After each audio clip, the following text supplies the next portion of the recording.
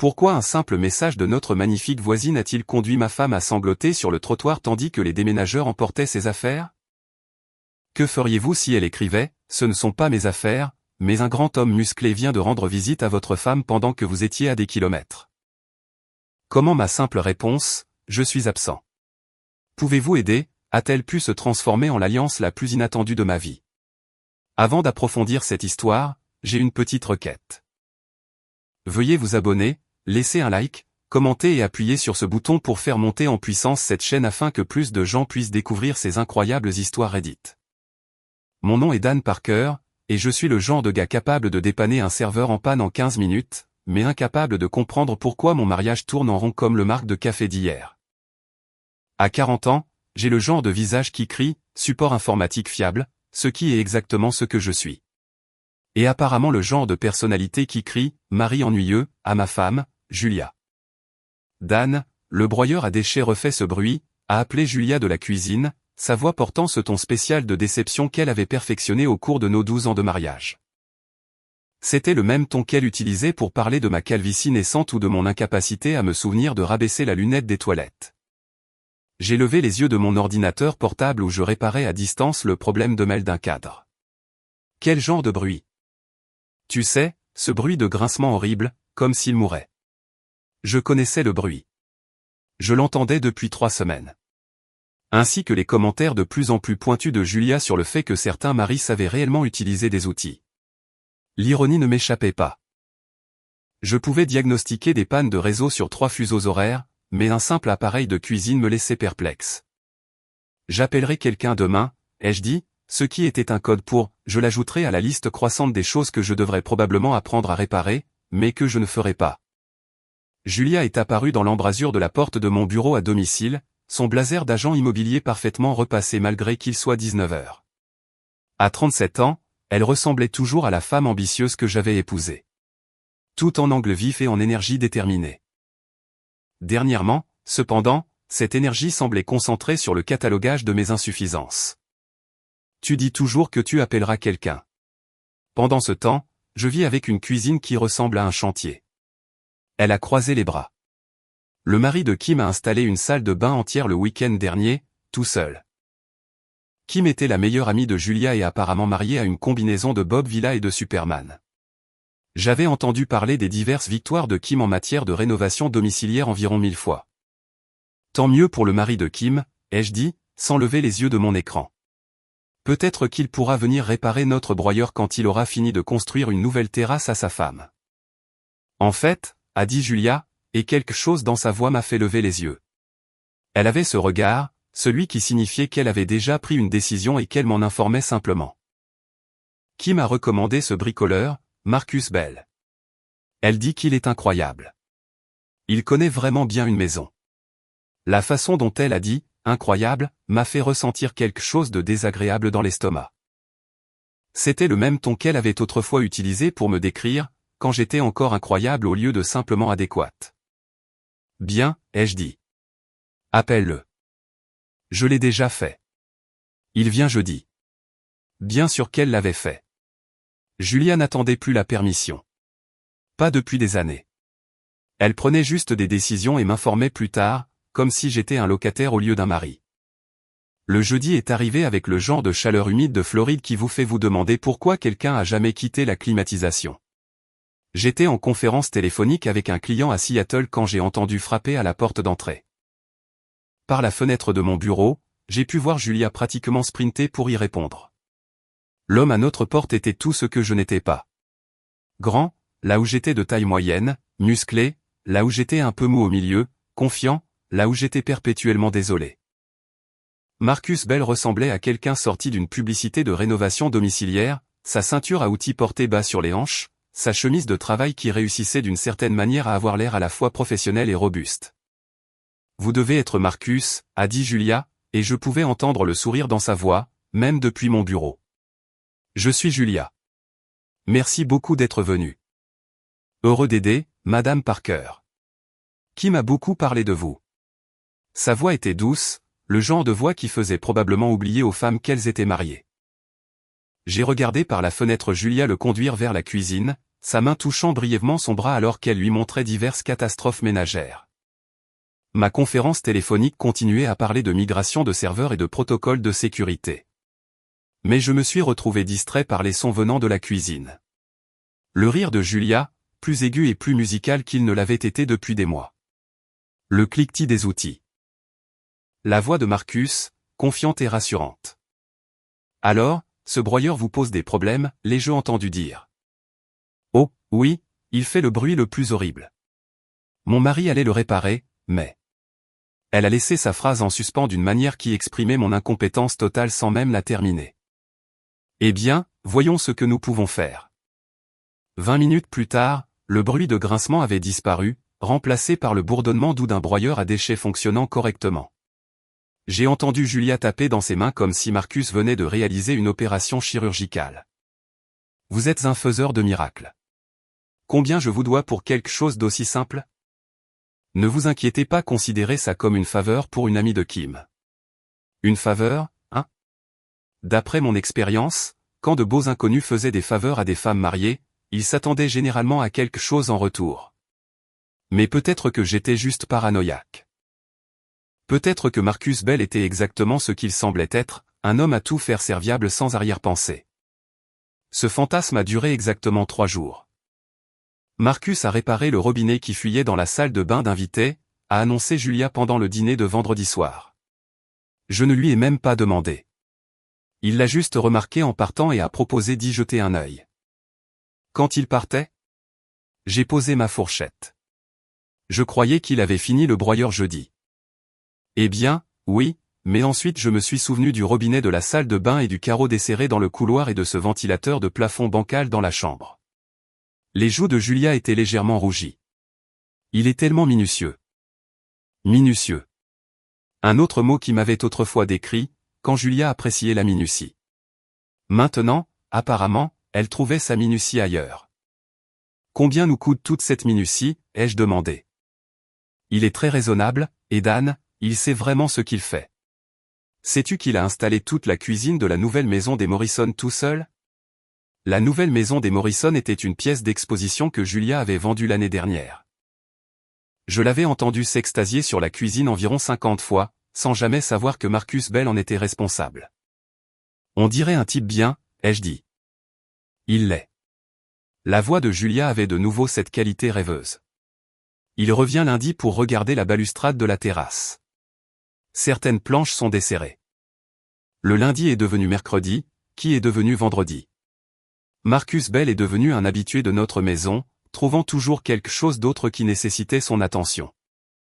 L'homme avait une capacité étrange à découvrir des problèmes que je n'avais jamais remarqués et une capacité encore plus étrange à les résoudre pendant que Julia les observait avec une admiration évidente. J'ai commencé à travailler de chez moi plus souvent, me disant que c'était juste pour garder un œil sur les choses. Mais chaque fois que je voyais Julia et Marcus ensemble, je sentais quelque chose de froid et de lait s'installer dans mon estomac. La façon dont elle riait à ses blagues, la façon dont elle lui apportait du thé glacé sans qu'on le lui demande, la façon dont elle trouvait des excuses pour se tenir près de lui pendant qu'il travaillait. « Tu es ridicule, me suis-je dit. Elle est juste reconnaissante pour l'aide. » Mais ensuite, j'ai rencontré Helen Martinez. Elle vivait 2 maisons plus loin, une femme à la langue acérée, à la fin de la trentaine, qui venait de traverser un divorce difficile. Elle avait le genre d'yeux sombres qui ne manquait rien, et le genre de manière directe qui rendait la conversation impossible. J'étais en train de vérifier la boîte aux lettres quand elle s'est approchée, son propre courrier sous le bras. Alors, a-t-elle dit sans préambule, depuis combien de temps votre femme couche-t-elle avec le bricoleur? J'ai failli laisser tomber ma facture d'électricité. Excusez-moi. Marcus Bell, grand, beau, conduit un Ford pick-up bleu. Il est chez vous tous les jours cette semaine. L'expression de elle était factuelle, comme si elle commentait la météo. Hier, je les ai vus dans votre jardin.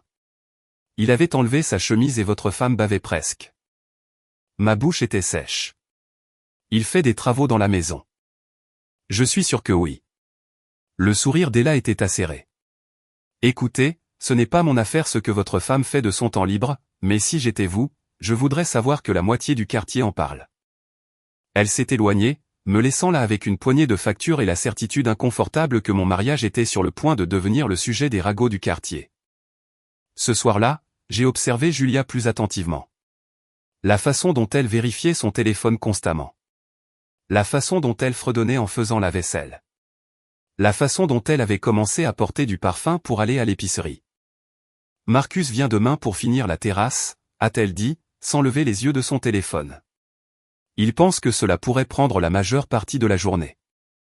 La majeure partie de la journée pour la balustrade de la terrasse?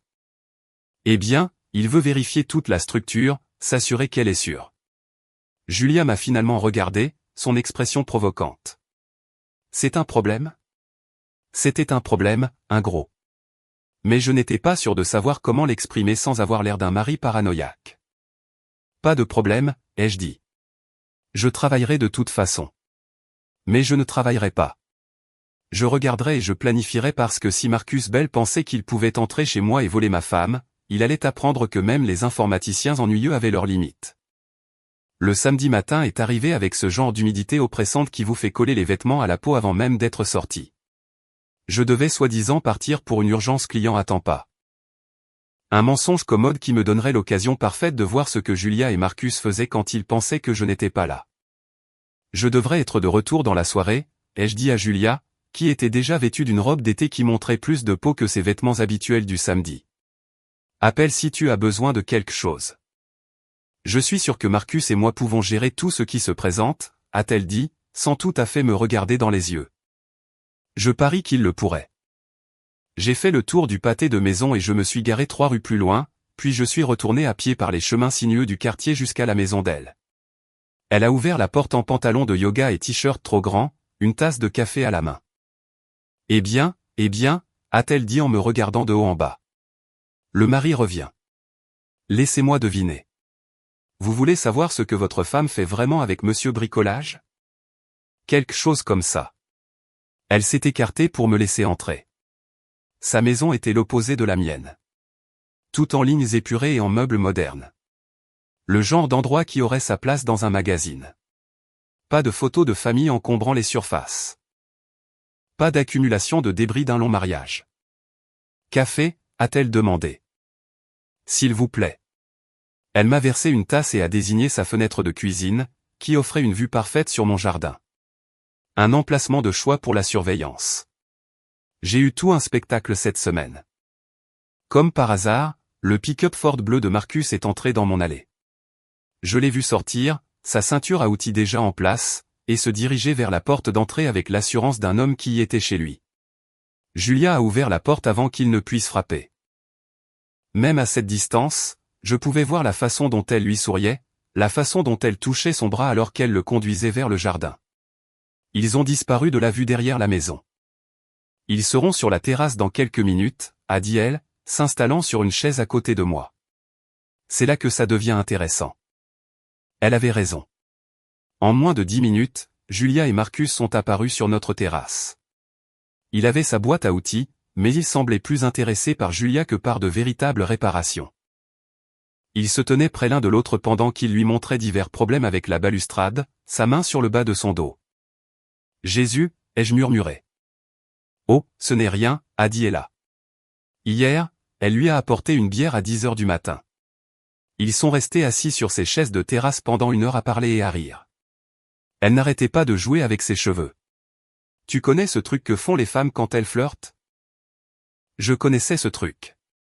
Julia le faisait avec moi. Pendant que nous regardions, Marcus a enlevé sa chemise. Le soleil de Floride avait été généreux avec lui. Sa poitrine et ses épaules étaient bronzées et musclées par des années de travail physique. Julia lui a tendu une bouteille d'eau, ses doigts s'attardant sur les siens en la lui passant. J'ai besoin de photos, ai-je dit. Ella a levé un sourcil. Tu prévois quelque chose? Peut-être. Probablement. Je ne sais pas encore. J'avais l'impression que mon cerveau était enveloppé de coton, incapable de traiter ce que je voyais. J'ai juste besoin de preuves. Des preuves pourquoi? Le tribunal de divorce. Je n'y ai pas encore pensé. Elle a disparu dans une autre pièce et est revenue avec un appareil photo équipé d'un téléobjectif. Reste de mes propres problèmes de mariage, a-t-elle expliqué. Mon ex-mari pensait qu'il était furtif avec sa secrétaire. Il s'avère que la furtivité ne fonctionne pas quand votre voisine a du matériel photographique professionnel. Elle m'a tendu l'appareil photo et m'a montré comment régler le zoom. À travers l'objectif, je pouvais voir Julia et Marcus avec une netteté remarquable. La façon dont elle riait à quelque chose qu'il disait. La façon dont il se penchait plus près quand il lui parlait. La façon dont sa main reposait sur son épaule nue. Prends celle où elle touche sa poitrine, a dit-elle doucement. J'ai appuyé sur l'obturateur juste au moment où Julia posait sa paume à plat contre le sternum de Marcus, sa tête inclinée vers son visage. Même à travers l'objectif de l'appareil photo, l'intimité était évidente. Depuis combien de temps ça dure, ai-je demandé. Ça dépend de ce que tu entends par ça. Il vient depuis 3 semaines, mais les contacts et le flirt ont commencé il y a environ 1 semaine. La vraie question est de savoir jusqu'où c'est allé. Comme pour répondre à sa question, Marcus a attiré Julia plus près, ses mains sur sa taille. Elle ne s'est pas retirée. Au lieu de cela, elle s'est rapprochée, son corps pressé contre le sien. J'ai pris une autre photo, puis une autre. Chaque clic de l'obturateur ressemblait à un petit acte de violence contre mon mariage, mais je ne pouvais pas m'arrêter. J'avais besoin de voir jusqu'où ils iraient, à quel point ils deviendraient effrontés. Ils vont à l'intérieur, a observé elle.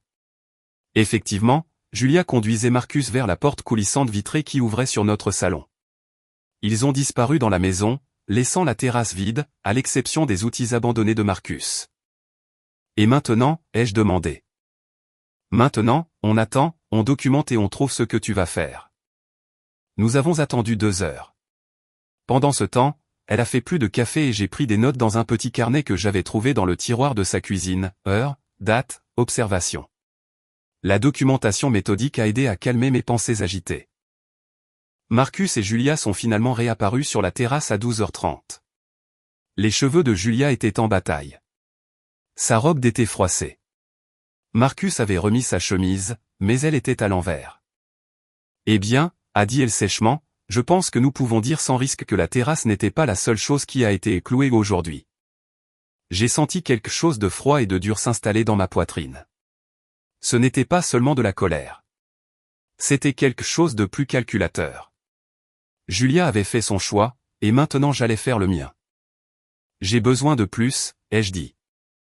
Plus quoi? Plus de preuves, plus d'informations, plus de munitions. Elle a étudié mon visage. Tu prévois quelque chose? Oui, je le fais. Au cours de la semaine suivante, elle et moi avons établi une routine. Je partais travailler comme d'habitude, puis je faisais un détour et me garais chez elle. Nous documentions les visites de Marcus, son arrivée, la durée de son séjour, ce que lui et Julia faisaient ensemble. Le schéma est devenu clair. Marcus venait tous les jours vers 10h du matin, soi-disant pour travailler sur divers projets domestiques. Mais le travail réel semblait secondaire par rapport au flirt, au contact, aux longues conversations autour d'un café et d'une bière. Mercredi, je les ai vus dans notre bain à remous.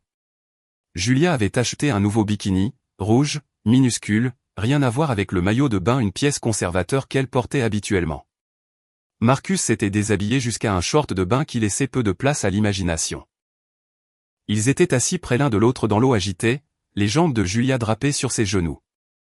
Ça devient pornographique, a marmonné Ella, ajustant l'objectif de l'appareil photo. J'ai quand même pris des photos. Chaque image était un clou de plus dans le cercueil de mon mariage, mais aussi une pièce de munition supplémentaire pour ce qui allait suivre. Jeudi, j'ai fait une découverte qui a tout changé. J'examinais nos relevés de cartes de crédit, chose que je n'avais jamais pris la peine de faire auparavant, faisant confiance à Julia pour gérer nos finances. Mais maintenant, je cherchais des preuves de son aventure. Et ce que j'ai trouvé était pire que ce que j'avais imaginé. Julia n'avait pas seulement couché avec Marcus. Elle le payait. Les charges étaient toutes là, cachées parmi les reçus d'épicerie et les achats à la station-service, des avances de fonds, des virements vers le compte professionnel de Marcus, des paiements pour des rénovations domiciliaires qui coûtaient le double de ce qu'elles auraient dû. J'ai appelé le numéro sur la carte de visite de Marcus, celle que Julia avait laissée coller sur notre réfrigérateur. Bel Home Service, a dit une voix enregistrée, nous sommes actuellement occupés à aider d'autres clients, mais votre appel est important pour nous. Veuillez laisser un message et nous vous rappellerons dès que possible. J'ai raccroché et j'ai fait quelques recherches. Marcus Bell n'était pas seulement un homme à tout faire. C'était un entrepreneur avec une licence commerciale et un site web rempli de critiques élogieuses.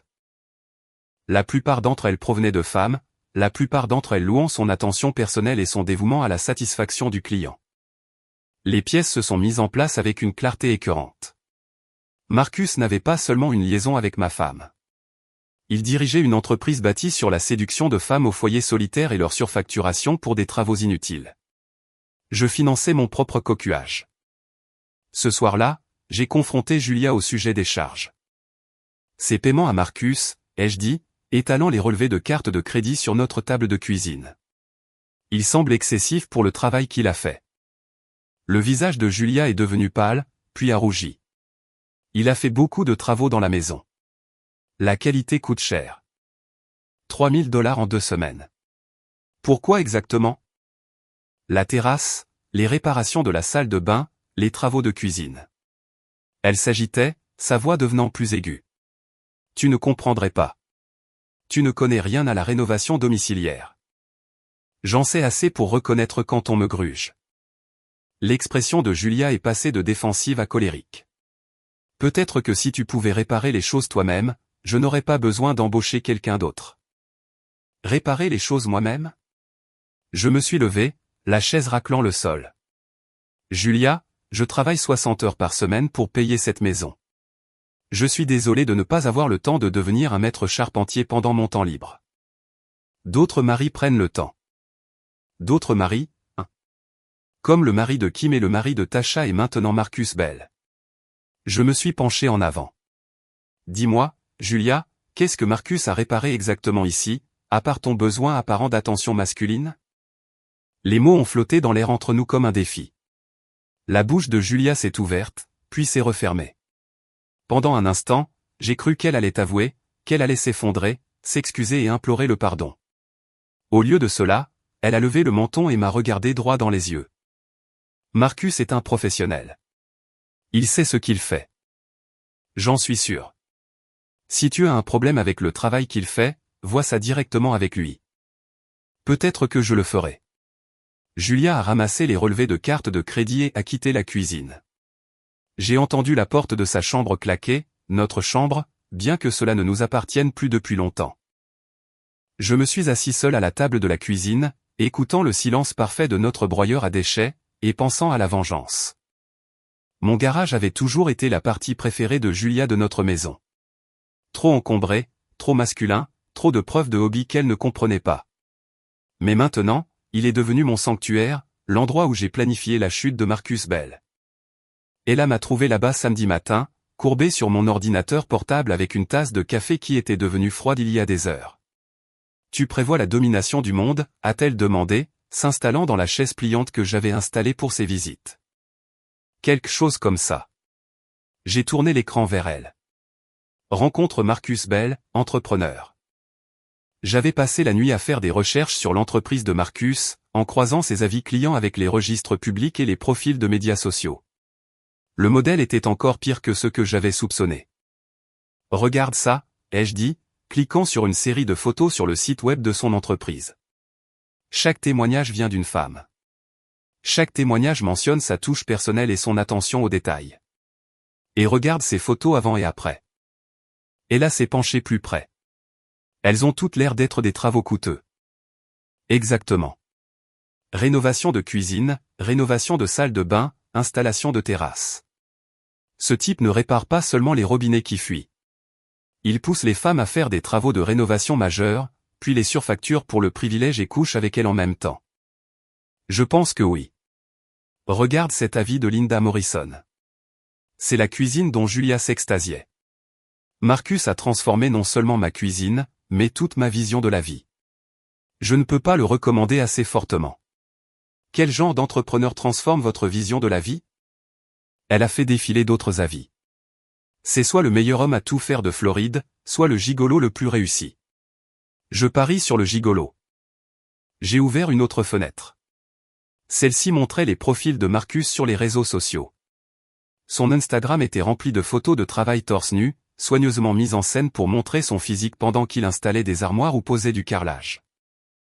Sa page Facebook était une parade de clientes reconnaissantes, toutes s'extasiant sur son merveilleux travail. Le type gère un service d'escorte à lui seul déguisé en entreprise de construction, ai-je dit, et Julia est tombée complètement dedans. Alors, quel est le plan? J'y avais pensé toute la nuit.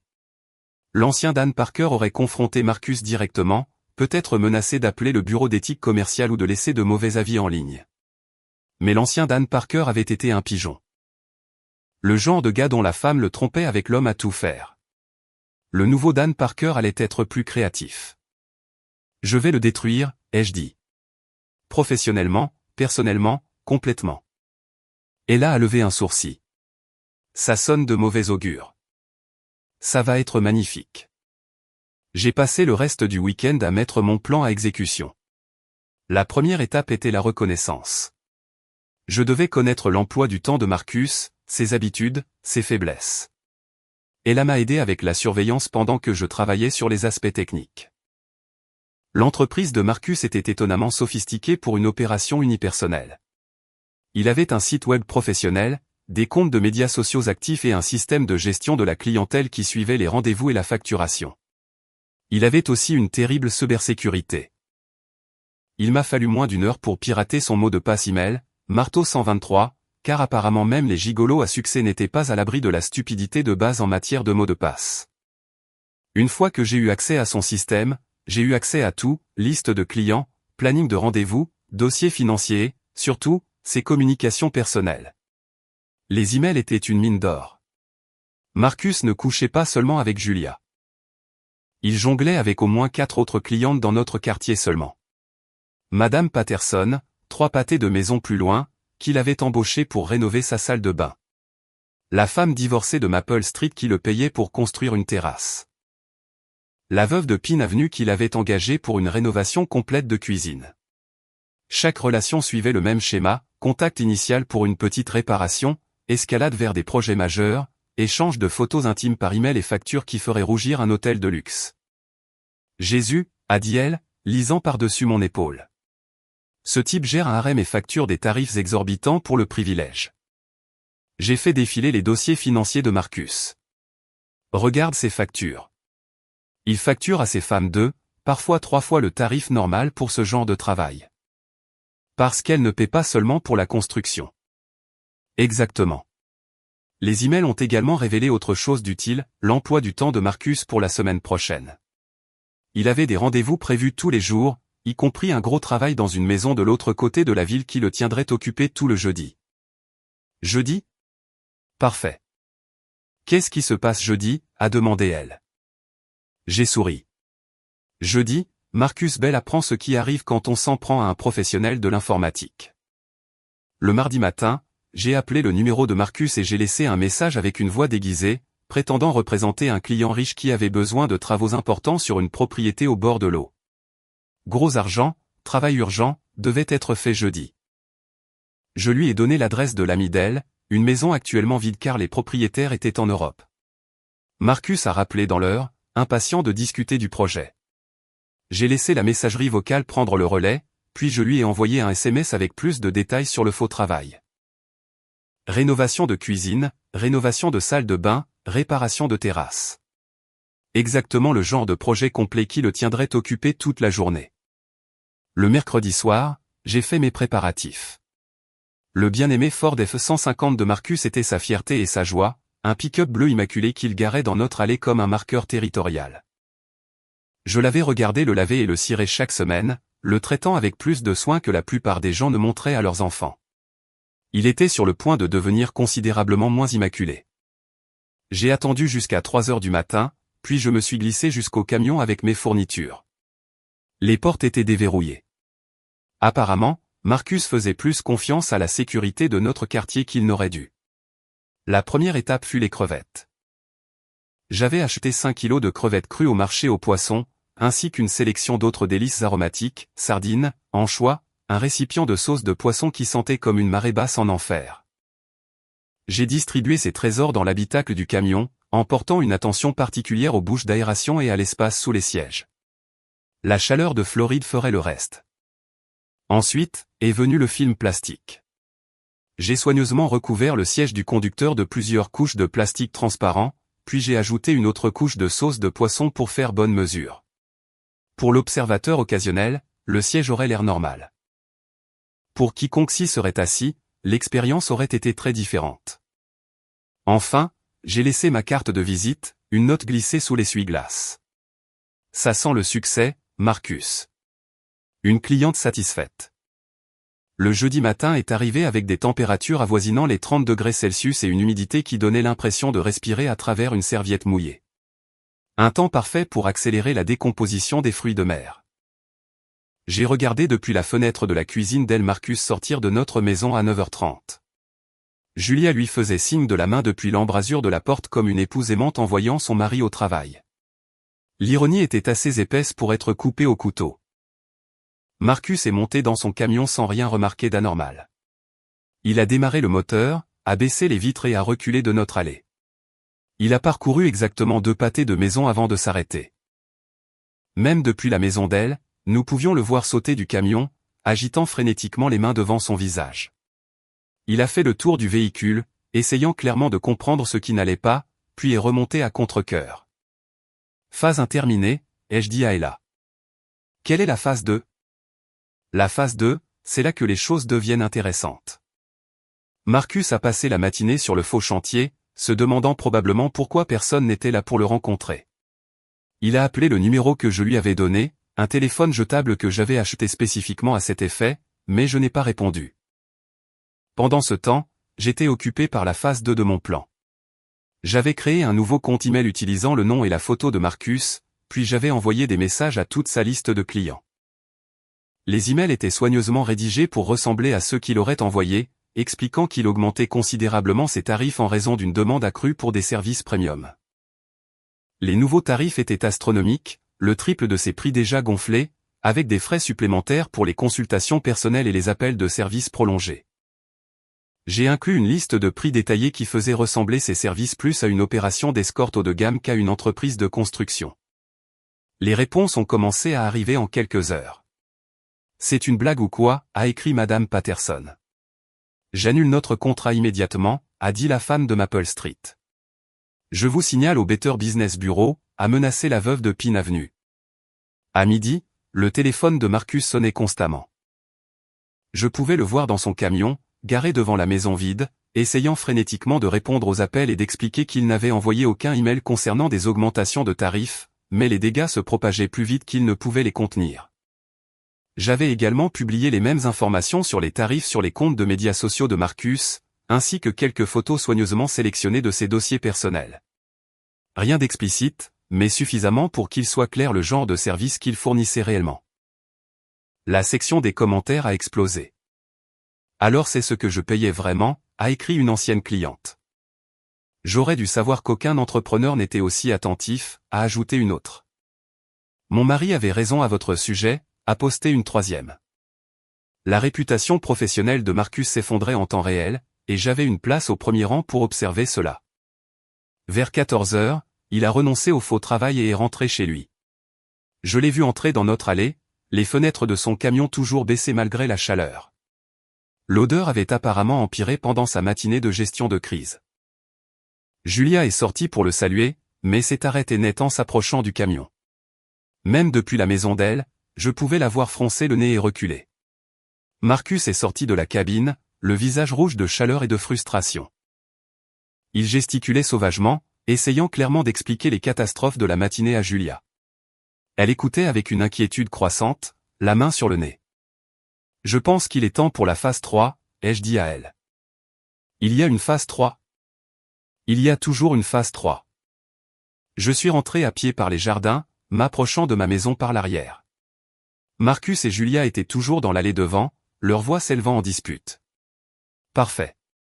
Je me suis glissé par notre porte arrière et j'ai saisi le tuyau d'arrosage, puis j'ai rempli un grand seau d'eau. À cela, j'ai ajouté le reste de sauce de poisson, un peu d'engrais liquide et une généreuse portion de compost provenant du potager négligé de Julia. Le mélange résultant sentait la mort réchauffée. J'ai transporté le seau à l'avant de la maison, en restant hors de vue derrière le garage. Marcus expliquait toujours sa matinée à Julia, sa voix devenant plus aiguë et plus défensive à chaque mot. Quelqu'un me sabote, disait-il. Ils ont piraté mon email. Ils ont mis quelque chose dans mon camion. Ils essaient de détruire mon entreprise. Qui ferait une chose pareille, a demandé Julia. Je ne sais pas, mais quand je le découvrirai, Tu quoi? J'ai contourné le coin du garage, le seau à la main. Marcus et Julia se sont tournés vers moi, leur visage exprimant surprise et confusion. Tu quoi, Marcus, ai-je répété, m'approchant. Qu'est-ce que tu feras exactement quand tu découvriras qui t'a saboté? Marcus s'est redressé, essayant d'avoir l'air intimidant. Dan, je ne savais pas que tu étais là. Je parie que non. Je me suis arrêté à environ 3 mètres d'eux, assez près pour voir les taches de sueur sur la chemise de Marcus et sentir l'arôme persistant de fruits de mer en décomposition. Des problèmes de voiture? Quelqu'un a mis du poisson dans mon camion, a dit Marcus, sa voix serrée de colère. Quelqu'un est entré par effraction dans mon camion et l'a rempli de poissons pourris. C'est terrible, ai-je dit, sans prendre la peine de cacher mon sourire. Qui ferait une chose pareille? Je ne sais pas, mais peut-être que c'était l'une de tes clientes satisfaites, ai-je interrompu. Tu sais, quelqu'un qui a eu l'impression d'avoir exactement ce pourquoi elle a payé. Les yeux de Marcus se sont rétrécis. Qu'est-ce que ça veut dire? Oh, je pense que tu sais exactement ce que ça signifie. Julia nous regardait tour à tour, sentant clairement la tension, mais ne comprenant pas sa source. Dan, qu'est-ce qui se passe? Pourquoi ne demandes-tu pas à Marcus, ai-je suggéré. Demande-lui son modèle commercial. Demande-lui sa philosophie de service client. Demande-lui ses tarifs premium pour l'attention personnelle. Marcus a fait un pas vers moi. Tu dois reculer, Dan. Ou quoi? Tu me surfactureras pour des réparations à la maison? Tu séduiras ma femme et me factureras le privilège? Julia a halté. Dan? C'est bon, Julia. Je connais tous des services spéciaux de Marcus. Je connais les emails, les photos, les factures gonflées. Je connais Madame Patterson et la femme de Maple Street et la veuve de Pine Avenue. Je sais tout. Le visage de Marcus était devenu pâle. Tu es fou. Le suis-je? Alors explique ça. J'ai sorti mon téléphone et je lui ai montré une capture d'écran de son propre email, un des messages les plus explicites qu'il avait envoyé à une cliente. Les yeux de Marcus se sont écarquillés en reconnaissant ses propres mots. Comment as-tu eu accès à ton email, Marcus? Ton mot de passe était marteau 123. Mon neveu de 10 ans aurait pu pirater ton compte. Julia regardait Marcus maintenant, son expression passant de la confusion à la compréhension à l'horreur. Marcus, c'est vrai? Julia, je peux expliquer. Expliquer quoi, ai-je demandé. Expliquer comment tu gères un réseau de prostitution déguisé en entreprise de construction? Expliquer comment tu escroques des femmes au foyer solitaire de leur argent? Expliquer comment tu utilises ma femme pour obtenir des références pour tes autres clientes? Ce n'est pas. Ce n'est pas quoi? Ce n'est pas vrai? Alors explique ça. J'ai montré à Julia quelques-unes des photos que j'avais prises, celles la montrant elle et Marcus dans des positions intimes sur notre terrasse, dans notre jacuzzi, dans notre maison. Son visage s'est froissé en se voyant à travers mes yeux. Juste une autre victime dans le jeu de dupes élaboré de Marcus. Oh mon Dieu, a-t-elle murmuré. Marcus reculait maintenant vers son camion, réalisant clairement que la situation était irrécupérable. Écoute, Dan, peut-être qu'on peut trouver un arrangement. Un arrangement? J'ai soulevé le seau d'eau nauséabonde. Tu veux dire comme un plan de paiement pour les $3000 que tu m'as volés? Ou peut-être un remboursement pour les services non rendus? Tu es fou. Peut-être, mais j'en ai aussi marre d'être le pigeon qui paie pour sa propre humiliation.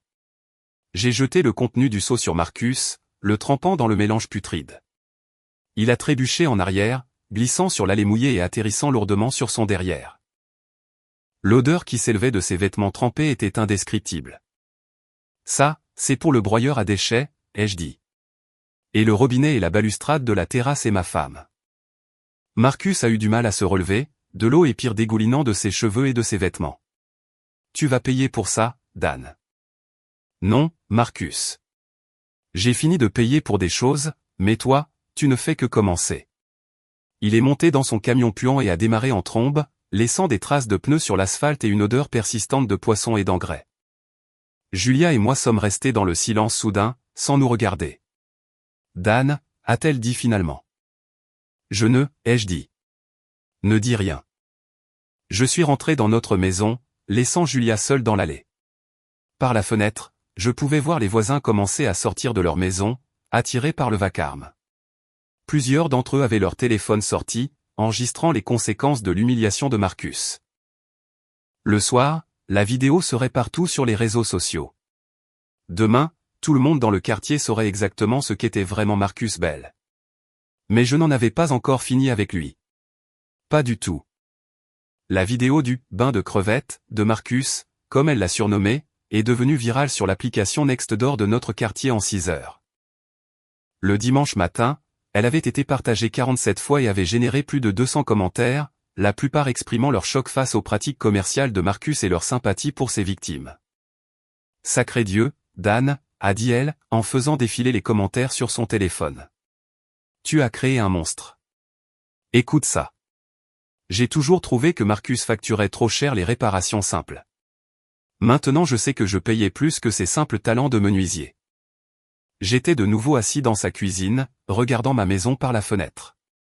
La voiture de Julia était toujours dans l'allée, mais elle ne m'avait pas parlé depuis la confrontation avec Marcus. Elle avait passé le samedi soir dans la chambre d'amis, et je l'avais entendue au téléphone bien après minuit, probablement en train de gérer la situation avec ses amis. Et celui-ci a continué là. Ma sœur a engagé Marcus l'année dernière pour une rénovation de salle de bain. Le travail était bon, mais il ne cessait de trouver des excuses pour revenir vérifier les choses.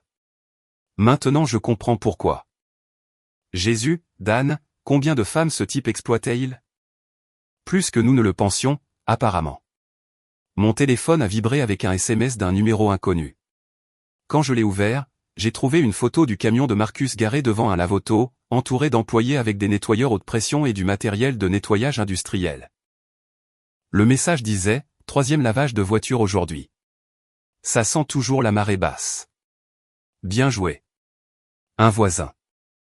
J'ai montré la photo à elle, qui a ri si fort qu'elle a failli s'étouffer avec son café. « Le cadeau qui continue à donner », a-t-elle dit. « Mais quel est ton prochain coup ? » Je ne suis pas sûr qu'il y ait besoin d'un prochain coup. La réputation de Marcus est détruite. Son entreprise est finie. Et Julia c'est exactement le genre d'homme avec qui elle couchait. Tu penses que c'est suffisant? Avant que je puisse répondre, mon téléphone a sonné. L'identifiant de l'appelant affichait le nom de Julia. Dan, il faut qu'on parle, a-t-elle dit sans préambule. J'écoute. Pas au téléphone. Rentre à la maison. J'ai trouvé Julia dans notre salon, portant toujours les vêtements d'hier, les cheveux non lavés et le maquillage étalé. Elle semblait avoir pleuré, mais son expression était plus en colère que contrite. Assieds-toi, a-t-elle dit. Je suis resté debout. De quoi veux-tu parler? Je veux parler de ce que tu as fait à Marcus. Ce que j'ai fait à Marcus? Je n'ai pas pu cacher mon incrédulité. Julia, il t'escroquait. Il nous escroquait tous. Cela ne te donne pas le droit de détruire sa vie. Détruire sa vie? L'homme gérait un réseau de prostitution depuis son pick-up. J'ai juste fait en sorte que les gens sachent ce pourquoi il payait vraiment. Julia s'est levée, les mains serrées en poing. Tu m'as humilié, Dan. Tu m'as fait passer pour une idiote devant tout le quartier. Tu t'es fait passer pour une idiote. J'ai juste documenté cela. Ces photos que tu as prises, les choses que tu as dites devant Marcus, c'était cruel et vindicatif et quoi? Précis, vrai, justifié. C'était de la vengeance, pure et simple. J'ai regardé ma femme, cette femme avec qui j'étais marié depuis 12 ans, et j'ai réalisé que je ne la reconnaissais plus. La Julia que j'avais épousée aurait été mortifiée par son comportement, se serait excusée et aurait imploré le pardon. Cette Julia était en colère contre moi pour avoir exposé son aventure, non pas désolée de l'avoir eue. Tu as raison, ai-je dit. C'était de la vengeance. Et tu sais quoi? Ça fait du bien. Tu es malade. Je suis malade, Julia? Tu as passé 3 semaines à coucher avec un autre homme dans notre maison, dans notre lit, avec notre argent, et c'est moi qui suis malade de te le reprocher? Je n'ai jamais voulu que ça aille aussi loin. Mais ça a été aussi loin. Et puis ça a été plus loin et tu aurais continué si je ne l'avais pas arrêté. La colère de Julia s'est effondrée, remplacée par quelque chose qui aurait pu être du désespoir. Dan, s'il te plaît. Ne peut-on pas juste oublier ce qui s'est passé? Ne peut-on pas essayer de arranger les choses? Arranger les choses? Julia, tu m'as trompé avec un escroc qui t'utilisait pour escroquer d'autres femmes. Il n'y a rien à arranger. C'était une erreur. Une erreur stupide et terrible. Mais c'est fini maintenant. Tu as raison. C'est fini. Je me suis dirigé vers la porte, puis je me suis arrêté et je me suis retourné vers elle. Au fait, j'ai déjà parlé à un avocat. Tu auras bientôt de ses nouvelles. Le visage de Julia est devenu blanc. Dan, attends. Mais j'étais déjà parti. Je suis retourné à la maison d'elle et à la nouvelle vie que je construisais sans ma femme infidèle. Le lundi matin a apporté de nouveaux développements. Le téléphone professionnel de Marcus avait été déconnecté, son site web était hors service et ses comptes de médias sociaux avaient été supprimés. Selon le réseau de ragots du quartier, il avait été expulsé de son appartement et son camion avait été saisi. Apparemment, il était en retard sur tout, a rapporté Ella, lisant sur son téléphone. Loyer, paiement de camion, assurance professionnelle. Le type vivait complètement au-dessus de ses moyens. Il dépensait probablement tout son argent pour maintenir son image, ai-je dit. On ne peut pas séduire des femmes au foyer riche si on a l'air d'avoir des difficultés financières. Eh bien, il a clairement des difficultés maintenant. Mon propre téléphone avait sonné toute la matinée avec des appels d'anciennes clientes de Marcus, des femmes qui avaient vu la vidéo et voulaient partager leurs propres histoires. Le schéma était toujours le même, petits travaux de réparation qui dégénéraient en projets majeurs, comportements flirtants qui dépassaient les limites professionnelles, factures qui semblaient excessives mais étaient justifiées par le charme et l'expertise apparente de Marcus. Je me sens tellement stupide, a dit Madame Patterson quand je l'ai rappelé. Il m'a facturé 4000 $ pour rénover ma salle de bain, et j'étais reconnaissante de son attention. Je pensais vraiment qu'il s'intéressait à moi en tant que personne. Vous n'étiez pas stupide, lui ai-je dit. Vous étiez seul et il a exploité cela. Il y a une différence. Allez-vous porter plainte? J'y avais pensé. Marcus avait définitivement commis une fraude, possiblement une extorsion, et avait certainement violé de nombreuses réglementations commerciales, mais des accusations criminelles signifieraient des rapports de police. Des comparutions devant les tribunaux et des mois de procédure judiciaire qui le garderaient dans ma vie plus longtemps que je ne le voulais. Je ne pense pas que ce soit nécessaire, ai-je dit. Je pense que Marcus a appris sa leçon. Le mardi m'a donné tort. J'étais chez elle, travaillant sur mon ordinateur portable pendant qu'elle faisait du yoga dans son salon, quand nous avons entendu le bruit d'un camion s'arrêtant dans mon allée. Par la fenêtre, nous avons pu voir le Ford bleu de Marcus, portant toujours la légère odeur de fruits de mer malgré plusieurs passages au lave-auto. Marcus est sorti du camion et s'est dirigé vers ma porte d'entrée avec l'assurance d'un homme qui pensait avoir encore un peu de pouvoir. Il a frappé à la porte assez fort pour faire trembler les fenêtres. « Dan » a-t-il crié. « Je sais que tu es là. Il faut qu'on parle. » Julia a ouvert la porte et même depuis la maison d'elle, nous pouvions entendre leur voix forte. « Il n'est pas là » a dit Julia. Connerie. Sa voiture est dans l'allée. Il a pris un Uber pour aller au travail. Julia, tu dois parler à ton mari. Il a détruit ma vie pour rien. Pour rien. La voix de Julia devenait plus aiguë. Marcus, tu m'as menti. Tu m'as utilisé. Je ne t'ai jamais menti. Je t'ai dit exactement ce que tu voulais entendre. C'est la même chose. Écoute, ce que Dan et moi avions été spécial. Je ne t'utilisais pas. J'étais. Tu étais quoi?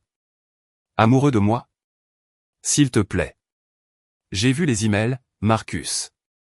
Je connais les autres femmes. Il y eut une longue pause, puis la voix de Marcus, plus basse et plus dangereuse. Tu penses que tu es meilleur qu'elle? Tu penses que tu es spécial? Julia, tu n'étais qu'une autre femme au foyer solitaire avec une carte de crédit et un mari qui ne pouvait pas la satisfaire. Même de l'autre côté de la rue, j'ai pu entendre Julia reprendre son souffle brusquement. Quitte ma propriété, a-t-elle dit. Ou quoi? Tu appelleras ton mari? L'homme qui est trop lâche pour me faire face lui-même. C'était suffisant. Je me suis levé et je me suis dirigé vers la porte, mais elle m'a attrapé le bras. Ne fais rien, a-t-elle dit. C'est exactement ce qu'il veut. Il veut te provoquer à une confrontation pour pouvoir prétendre que tu le harcèles. Je ne peux pas juste le laisser. Oui, tu peux. Julia a fait son lit. Maintenant, elle doit s'y coucher. Ella avait raison, mais il était difficile d'écouter Marcus abuser verbalement ma femme, même après tout ce qu'elle avait fait. Par la fenêtre, je pouvais le voir se pencher plus près de Julia, sa voix tombant dans un murmure menaçant. Tu me dois, Julia. J'ai travaillé sur ta maison. Du bon travail. Et ton mari psychopathe a détruit ma réputation avant que tu puisses me payer. Je ne te dois rien. 3000 $. C'est ce que tu me dois. Pourquoi? Pour m'avoir menti? Pour m'avoir utilisé pour atteindre d'autres clients? Pour service rendu? La façon dont il a dit ça m'a fait frissonner. Julia a dû ressentir la même chose car elle a essayé de fermer la porte. Marcus l'a bloquée avec son pied. Tu vas me payer, Julia, d'une manière ou d'une autre. C'est à ce moment-là que j'ai décidé que les conseils d'elle pouvaient aller en enfer. Je suis sorti de sa maison et j'ai traversé la rue, les mains serrées en poing. Marcus m'a vu arriver et s'est redressé, un sourire se répandant sur son visage. Le voilà, a dit Marcus. L'homme de l'heure. Comment te sens-tu, Dan? Sachant que ta femme avait besoin d'un vrai homme pour la satisfaire. Je me suis arrêté à environ 1,50 m de lui, assez près pour voir les taches de sueur sur sa chemise et sentir l'odeur persistante de poisson et de désespoir. Quitte ma propriété, Marcus. Ta propriété? Drôle. J'ai passé tellement de temps ici dernièrement. Ça me semble être chez moi. J'ai dit, quitte ma propriété. Marcus s'est approché, essayant de m'intimider avec sa taille et ses muscles. Fais-moi partir. J'avais fait l'armée pendant 6 ans avant de me lancer dans l'informatique, et j'avais appris quelque chose sur la façon de gérer les brutes. La première règle était que la plupart d'entre elles étaient des lâches qui se dégonflaient dès que quelqu'un leur tenait tête. La deuxième règle était que parfois, il fallait les défier. J'ai fait un pas en avant, réduisant la distance entre nous jusqu'à ce que nous soyons presque nez à nez. Marcus, ai-je dit doucement. Tu as exactement 10 secondes pour monter dans ton camion et partir. Si tu es encore là après ça, je vais appeler la police et te faire arrêter pour violation de propriété et harcèlement. Tu penses que j'ai peur de toi? Je pense que tu as peur de beaucoup de choses, comme la faillite et le fait de te retrouver sans abri et de devoir trouver un vrai travail maintenant que ta carrière de gigolo est terminée. Le visage de Marcus est devenu rouge. Tu as détruit ma vie. Non, Marcus, tu as détruit ta propre vie. J'ai juste fait en sorte que tout le monde le sache. Pendant un instant, j'ai cru qu'il allait me frapper. Ses mains étaient serrées en poing, sa mâchoire contractée de rage. Mais ensuite, il a semblé se dégonfler, le combat s'éteignant en lui alors qu'il réalisait qu'il n'avait plus rien à perdre et rien à gagner. Ce n'est pas fini, a-t-il dit, mais sa voix manquait de conviction. Si, c'est fini. Marcus a regardé Julia, qui se tenait à notre porte, les bras croisés autour d'elle. Tu regretteras ça, lui a-t-il dit. Vous deux. Puis il est retourné à son camion et est parti, laissant l'odeur de poisson et d'échecs planer dans l'air humide. Julia et moi sommes restés dans notre allée, sans nous regarder. Merci, a-t-elle dit finalement. Ne me remercie pas. Je ne l'ai pas fait pour toi. Je suis retourné à la maison d'elle, laissant Julia seule avec les débris de ses choix. La fête de quartier du 4 juillet était une tradition depuis 15 ans, une célébration grandiose qui envahissait toute la rue avec des barbecues, des tables pliantes et suffisamment d'alcool pour faire flotter un petit bateau. Cette année, elle allait être spéciale pour des raisons entièrement différentes. J'avais planifié ce moment depuis 2 semaines, depuis que la pathétique tentative d'intimidation de Marcus m'avait convaincu que l'humiliation publique ne suffisait pas. Certaines personnes avaient besoin d'une éducation plus complète sur les conséquences. Tu es sûr de toi, a demandé Ella, m'aidant à charger du matériel dans sa voiture. Parce qu'une fois que tu auras fait ça, il n'y aura plus de retour en arrière possible. Je suis sûr.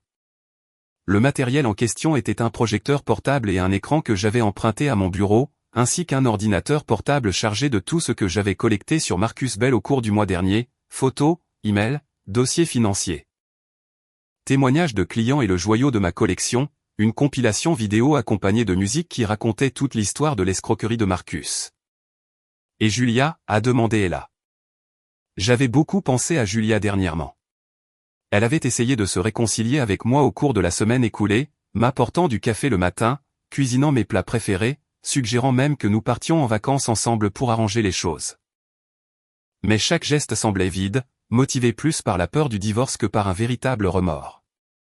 Julia a fait son choix, ai-je dit. Maintenant, elle doit vivre avec les conséquences. La fête de quartier a commencé à 16h avec des voisins installant des tables et des barbecues tout au long de Maple Street.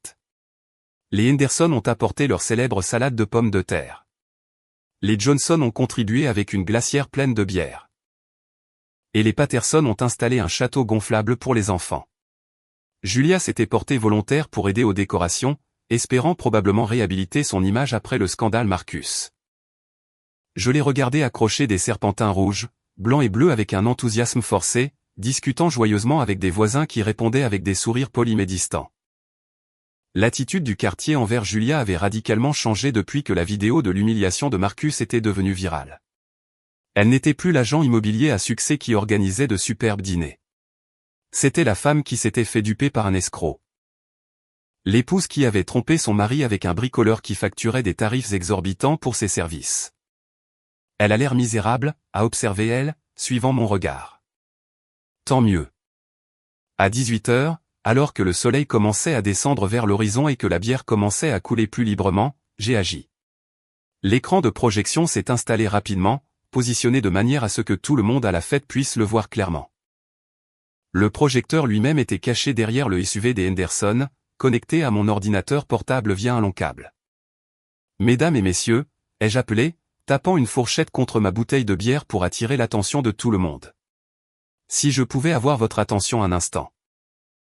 La foule s'est tournée vers moi avec l'intérêt nonchalant de personnes qui buvaient sous la chaleur de Floride depuis 2 heures.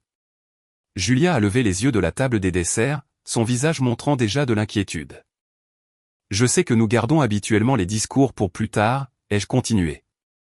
Mais je voulais partager quelque chose avec vous tous pendant que nous sommes tous ensemble. Une petite éducation de quartier, pourrait-on dire. J'ai cliqué sur la télécommande et l'écran s'est allumé avec la diapositive de titre de ma présentation. L'histoire de Marcus Bell, une étude de cas en romance moderne.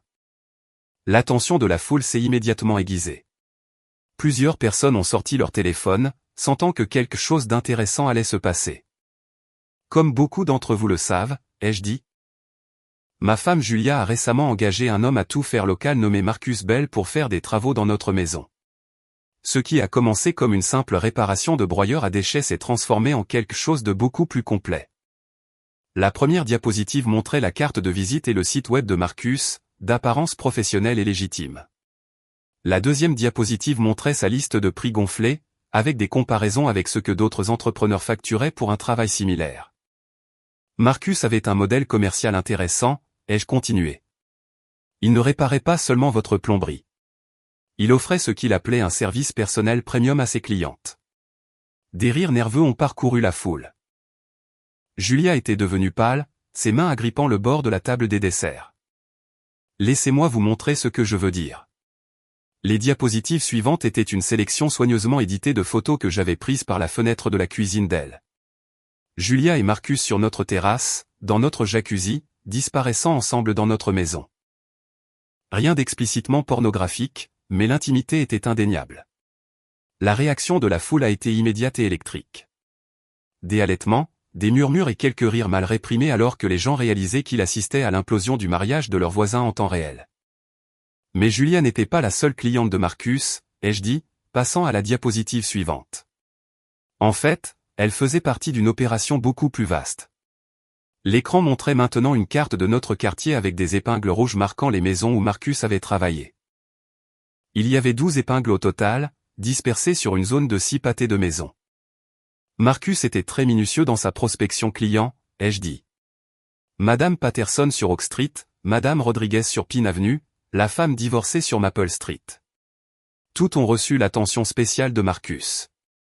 Toutes ont payé des tarifs premium pour le privilège. Je pouvais voir Madame Patterson dans la foule, son visage rouge de gêne et de colère. Plusieurs autres femmes semblaient mal à l'aise, se demandant probablement si leurs propres interactions avec Marcus feraient partie de la présentation. Maintenant, vous vous demandez peut-être comment Marcus a réussi à jongler avec tant de clients à la fois. La réponse est simple. Il était très organisé. La diapositive suivante montrait des captures d'écran du système de messagerie de Marcus avec les noms des clients, les plannings de rendez-vous et les enregistrements de facturation. J'avais expurgé le contenu le plus explicite, mais il y avait suffisamment de détails pour qu'il soit clair le genre de service que Marcus fournissait réellement.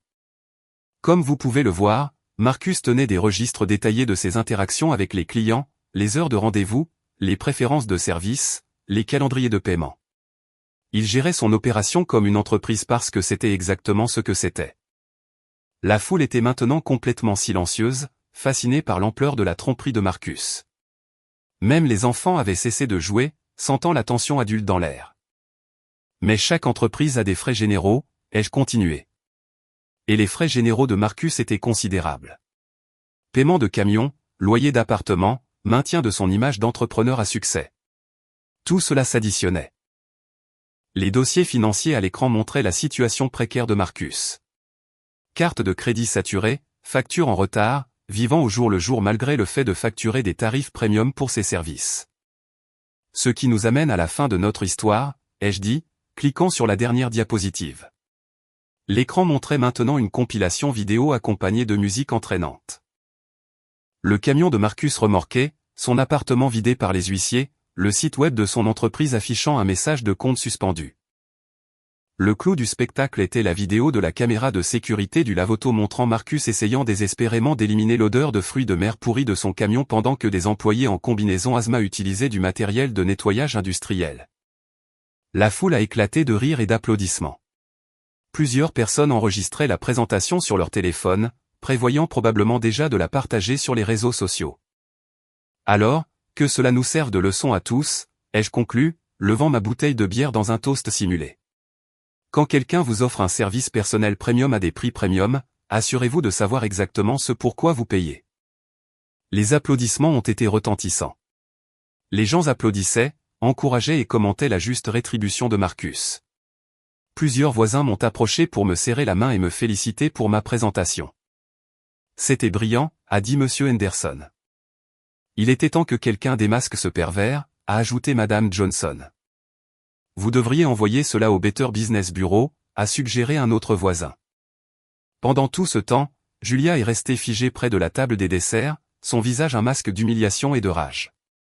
Lorsque la foule a finalement commencé à se disperser, elle s'est dirigée vers moi avec des yeux assassins. Comment as-tu pu me faire ça, a-t-elle sifflé, gardant sa voix basse pour que les voisins restants n'entendent pas. Faire quoi? Dire la vérité.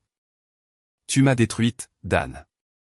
Tu as détruit ma réputation, mes amitiés, mes relations d'affaires, tout. Je n'ai rien détruit, Julia. J'ai juste fait en sorte que tout le monde sache ce que tu faisais avec leur argent. Leur argent? Les références que tu as données à Marcus, les recommandations, les présentations à d'autres clients potentiels. Tu étais son associé, que tu le réalises ou non. La bouche de Julia s'est ouverte et fermée comme un poisson cherchant de l'air. Je ne savais pas ce qu'il faisait. Peut-être pas au début, mais tu savais qu'il surfacturait les gens et tu savais qu'il couchait avec d'autres clientes et tu t'en fichais tant que tu obtenais ta part de son attention. Ce n'est pas vrai, n'est-ce pas? Julia? Tu as dépensé $3000 de notre argent pour un escroc qui t'utilisait pour arnaquer nos voisins. Tu étais soit son associé, soit sa victime. Et de toute façon, tu n'es pas la personne que j'ai épousée. Julia a regardé autour de la fête les voisins qui parlaient encore de la présentation, riant encore de la chute de Marcus. Son humiliation était complète et publique, exactement comme je l'avais voulu. Je ne te pardonnerai jamais ça, a-t-elle dit. Bien. Ça fait deux. Comme appelé par le drame, le pick-up Ford bleu de Marcus Bell est apparu au bout de la rue. La foule l'a remarqué immédiatement, les conversations s'arrêtant alors que les gens se tournaient pour regarder l'homme dont ils venaient de rire. Marcus s'est garé sur le trottoir et est sorti, son visage sombre de détermination. Il s'était nettoyé depuis notre dernière rencontre. Vêtements frais, cheveux fraîchement lavés, une tentative de dignité.